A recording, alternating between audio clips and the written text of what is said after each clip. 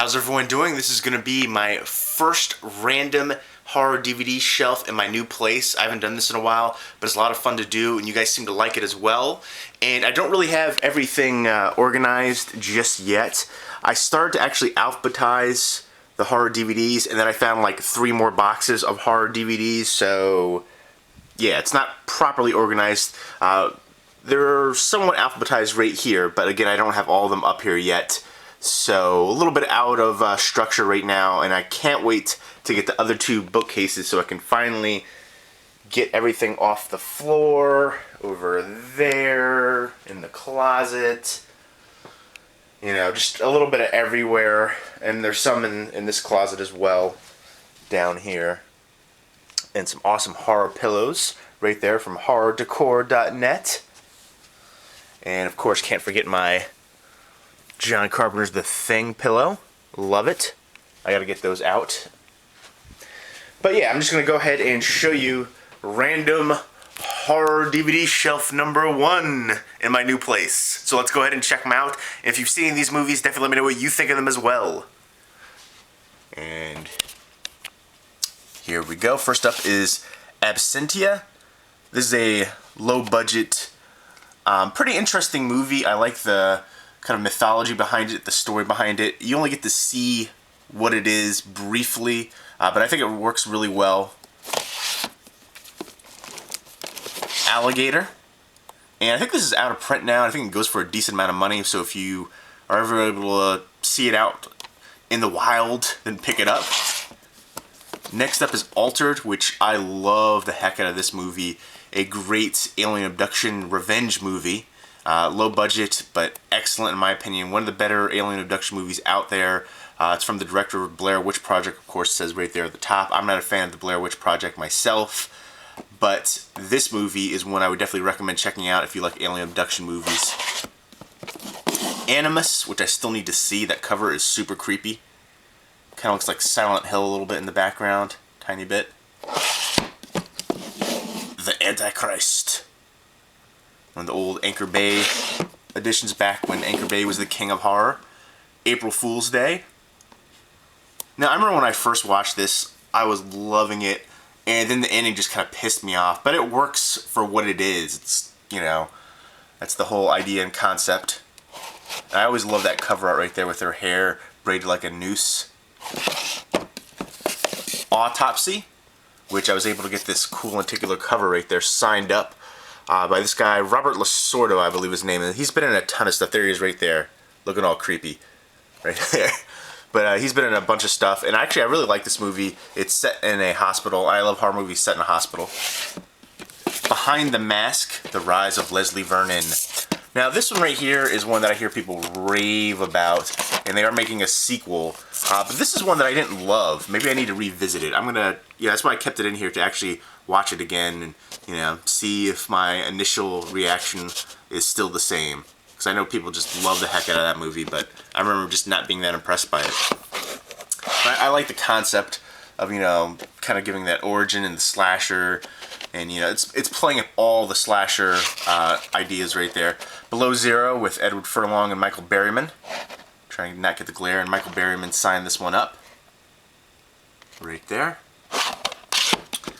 Bite Marks, which was actually pretty entertaining. I thought this was pretty funny. It's a gay-themed vampire movie, kind of like a horror comedy as well. It had some good comedic aspects in it, and Stephen Jeffries is in here too, and he makes a reference to Fright Night, which I thought was pretty cool. You're so cool, Brewster.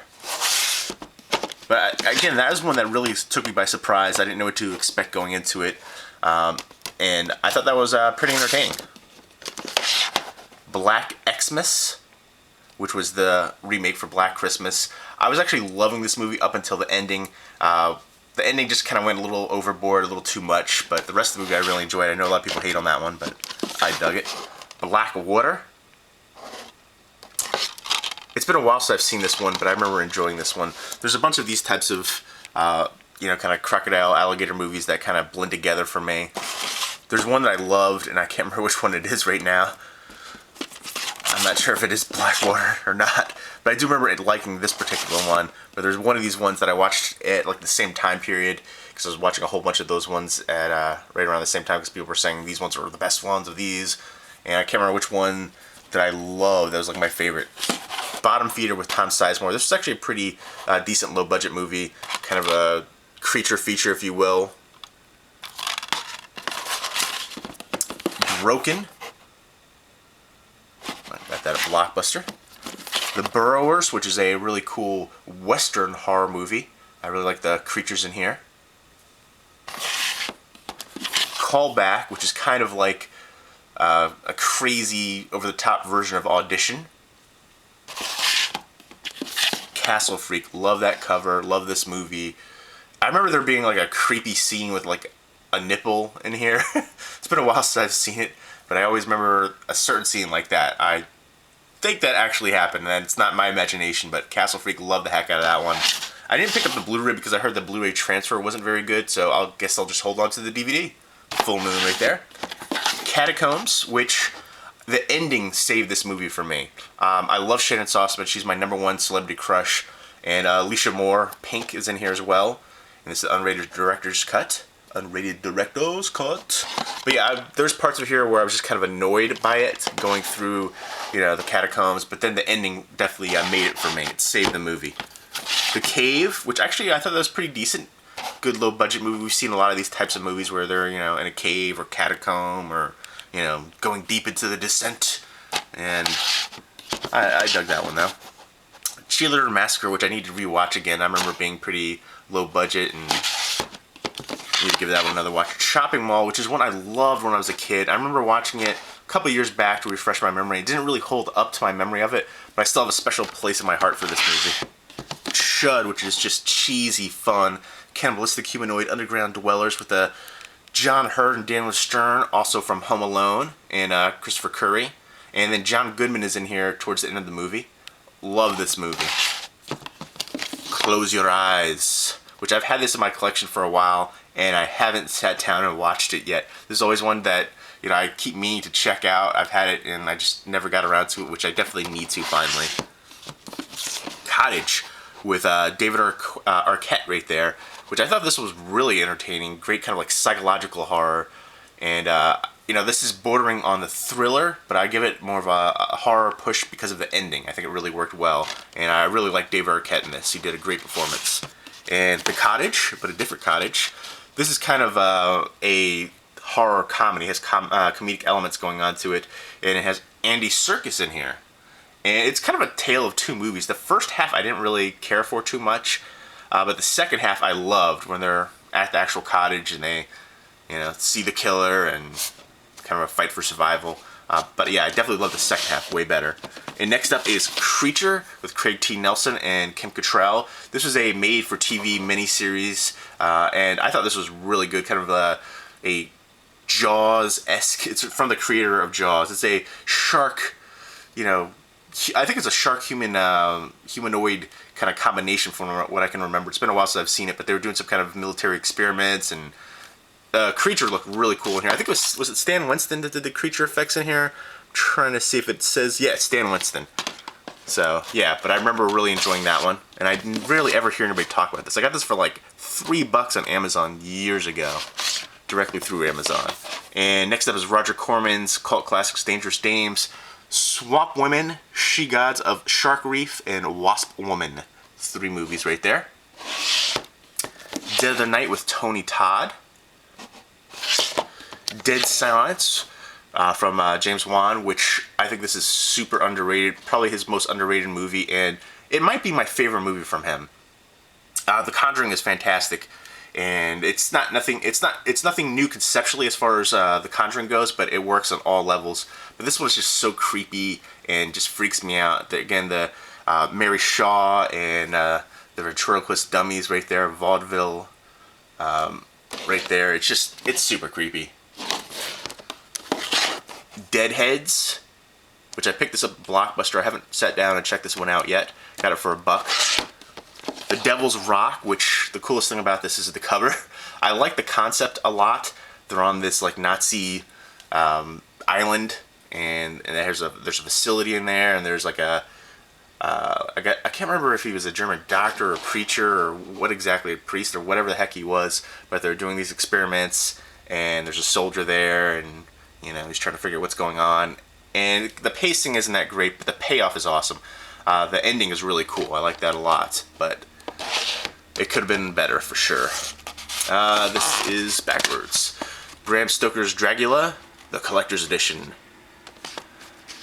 This one's grown on me over the time. At first I thought it was a little too flashy, but it's definitely one that I think appreciates Dracula, and some of the performances could have been a little bit better.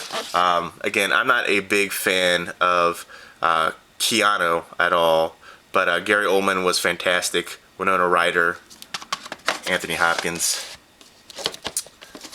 Dolls. Eep. Just fell over.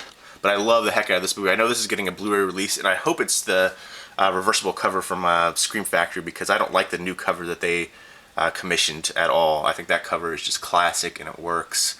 And dolls have always freaked me out. The main like creepy horror elements or subgenres that really freak me out the most are 1, alien abduction, 2, creepy evil killer dolls, and 3, creepy evil killer kids. Those are the ones that freak me out the most. So that has that. And Eaten Alive from the Shriek Show. Eden Lake, which has become one of my all-time favorite movies now. Great British horror movie. The ending just works so well. I've heard so many people complain about the ending, but the ending just elevates it to me. It makes it.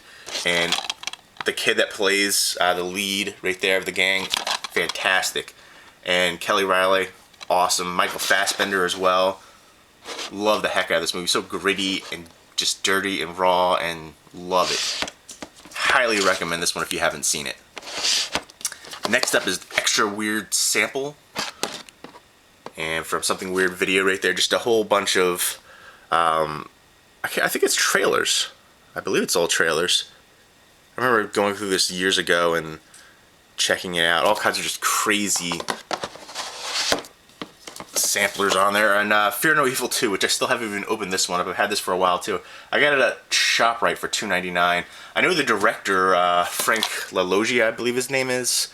Where is it? Yep, Frank LaLoggia. Good memory. Yay for me. He did Lady in White as well. So, which is why I picked this one up, but I still haven't checked it out yet. Feast 2, Sloppy Seconds. That was a crazy ass movie. Holy moly. Just ridiculous and over the top. I got it for $1 at Blockbuster when they were going out. There's a scene in here with a baby that was just, you know, they obviously just put it in there for, you know, over the top, outlandish kind of aspect. And there is a kind of a flashback scene with Judah Friedlander as well. And you see some other characters from the first in here briefly too. Flight of the Living Dead, Outbreak on a Plane. I love the concept of this movie, but I don't think it really worked well here at all. I am going to give it a rewatch before I get rid of it, but I remember basically hating the movie. But there are a couple familiar faces in here. I think there was the guy who was the bully from 3 O'Clock High. I think he was in here. Grown up. I've seen him in a bunch of things recently, actually. Fly and The Fly 2 double feature. I liked Eric Stoltz in the second one as well. And of course, Jeff Goldblum was perfect in Cronenberg's remake. Fragile with Callista Flockhart, which I still need to see this one. I got this at Blockbuster again as well. Next up is the Friday the 13th collection right here, from Crystal Lake to Manhattan. And I will go ahead and show this real quick, slide this out. I was able to get... Nope, of course it's not in the order that I want it to be in. But that's alright. Here we go. I was able to get the first one right there, signed by Tom Savini. Right there on the front.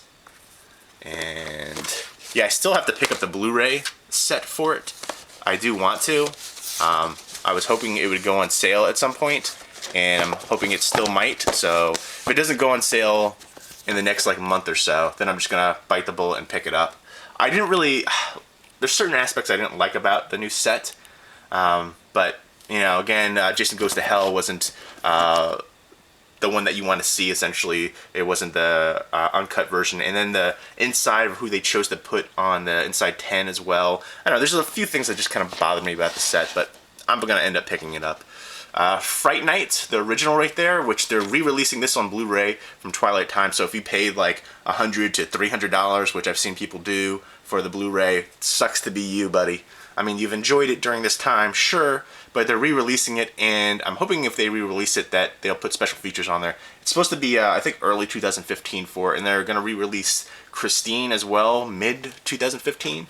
So looking forward to that. And that bothers me about Twilight Time. They release all these Blu-rays for like 35 bucks, and there's like no special features. And that's what initially why I didn't order it. I'm like, I love the movie, but that's really expensive. Maybe it'll go down. And it didn't. It went out of print like immediately, and people were paying just buttloads of money for it. But classic 80s vampire movie right there. Great cast. Absolutely love this movie. Frontiers, which is a fantastic French horror extreme movie, if you will. That kind of new wave of French extreme movies with Inside, Martyrs, why can't I think? High Tension. Them isn't extreme, but it came out in that whole wave. But yeah, Frontiers is probably my second favorite, with Inside being my favorite from the new wave of French extreme horror. Love this one. Definitely check it out. It's gory. It's just so extreme and in your face and just awesome. The scenes in here, the gore effects are fantastic. Great tension, suspense all throughout too. Fun of Games. This is the remake, which it's also directed by Michael Haneke, who did the original as well. And this has Naomi Watts and Tim Roth. Ghost Keeper, which I was really excited for this to come out on a legit release, because I had a bootleg for a while. This is the 30th anniversary edition from Code Red. Was a little pricey, but worth it. Again, I love movies with a snowy setting, and this had a nice snowy setting. Ghost Maker, which I remember this being pretty unique from what I can recall. Yeah, it was some kind of weird... I wish they would have shown more of that on the cover or even on the back. I don't like the really representation they have of it. It kind of doesn't work for the movie. There's like this weird mechanism that allows them to basically come out of their body and basically experience what it is to be a ghost. And yeah, it's interesting and unique, and I dug it. It could have been better for sure, and I don't like that misrepresentation on the cover, but I thought it was a unique concept. Next up is Grave Encounters right there, which I thought was actually surprisingly really good for a found footage movie. I think it went a tiny bit over the top towards the end, but I dug it. I was really surprised because I didn't think I was going to, and it worked well. So there you go. There is Random Horror DVD Shelf #1 at my new place. And again, if you've seen these movies, definitely let me know what you think of them as well. And I'll be trying to organize these up soon. And All Hallows Eve, which I love this one. I'm going to put this up there in a minute because some of these ones should be up at the top with the A's and the B's.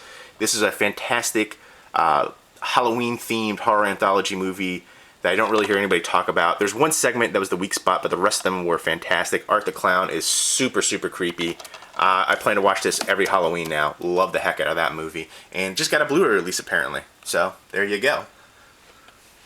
So I hope you enjoyed this Random Horror DVD Shelf #1 in my new place. Let me know what you think of it. If you want to see more videos like this, just let me know. And hope everybody's doing well. Take care.